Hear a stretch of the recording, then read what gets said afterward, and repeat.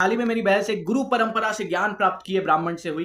कुछ महीने पहले भी ऐसे कुछ ब्राह्मण आए थे जो जन्म से ब्राह्मण थे और उनसे ही मेरी बहस हुई थी। सबका थॉट प्रोसेस आप देखो, ये मुझे समझाने आए थे कि भाई चैप्टर 9 श्लोक 32 जो है भगवत गीता का, जो मैंने बनाया है, वीडियो लिंक दे दूंगा, उसमें मैंने गलत कहा है। उसमें स्त्री वैश्य शूद्र ही पाप योनि के हैं, वही पापी हैं।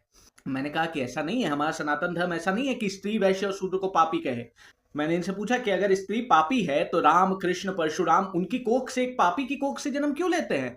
तो इन्होंने कहा नहीं नहीं नहीं, इस बार पापी नहीं है, पूर्व जन्म में उन्होंने कुछ ऐसे कर्म किए थे कि उन्हें इस जन्म में स्त्री वैश्य या शूद्र का शरीर मिला।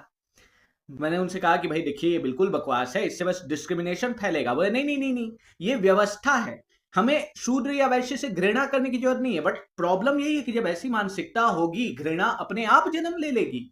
आपको करना नहीं पड़ेगा, आप घृणित हो जाओगे उनसे, क्योंकि आप ऐसी सोच रखते हो। मैंने इनसे प्रश्न किया कि according to you I am Brahmin too, तो अगर मैं हल चलाऊं तो क्या इससे मेरा ब्राह्मणत्व नष्ट होगा? तो ये कहा हाँ बिल्कुल नष्ट होगा, आपातकाल में चला सकते हो, ऐसे नहीं। मैं कहा नहीं, सौखिया चला रहा हूं, हाँ तब तो नष्ट होगा। उसके लिए इन्होंने एग्जाम्पल क्या दिया कि क्या कोई अपनी बहन के साथ पत्नी वाला व्यवहार कर सकता है? Just see this thought process.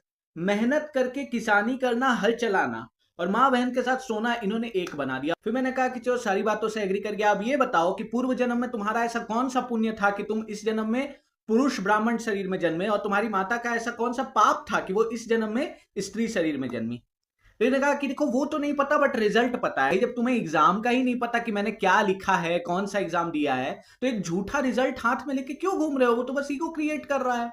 तुम्हें पता ही नहीं एग्जाम कौन सा दिया है, रिजल्ट हाथ में, मेरे 490 आए, उसके 133 आए। पहले एग्जाम का तो पता करो कि ऐसा एग्जाम था कौन सा, दिए भी हो या नहीं। फिर मैंने इससे पूछा कि भाई अगर भगवान पहले से हमारे कर्म की व्यवस्था करके भेज रहे हैं कि ब्राह्मण हल नहीं छुएगा, शूद्र वेद नहीं पढ़ेगा, तो वो तो हमें कंट्रोल कर रहे हैं। इन्होंने कहा कि हाँ भलाई के लिए कंट्रोल करते हैं। मैंने कहा तब तो बचाने के लिए भी आना चाहिए। मैंने कहा कि नहीं नहीं, एक समय होता है। मैंने कहा कि यार मैं मर रहा हूँ, मेरा पिता मुझे कैपेबल है बचाने के लिए, वो मुझे बाकी चीजों में कंट्रोल कर रहा है, यहाँ बचाने क्यों नहीं आ रहा? ये प्रश्न नास्तिकों का है, जिसका उत्तर मैं बहुत अच्छे से दे सकता हूँ, मैंने दिया भी है बहुत बार, लेकिन ये बेचारा नहीं दे पाया। ये सीधा बोलने लगा कि अरे ये क्या टॉपिक निकाल लिया, ये क्यों पूछ रहे हो? होता है ना, जब आप अपने आप को एक परंपरा से बांध दोगे तो फिर ये डेवलप नहीं होगा, क्योंकि कोई कितना भी ज्ञानी हो आप उसको सुनना ही नहीं चाहोगे, जस्ट बिकॉज कि वो गुरु परंपरा से नहीं आ रहा। फिर आप ओशो को नहीं सुनोगे, आप जी कृष्णमूर्ति को नहीं सुनोगे, आप प्लेटो को नहीं सुनोगे, आप सोक्रेट्स को नहीं सुनोगे, जस्ट बिकॉज कि आपके मन में एक चीज भर दी गई है दोस्त। और सनातन ऐसा नहीं है, सनातन जिज्ञासा है, सनातन प्रश्न है, सनातन सत्य है।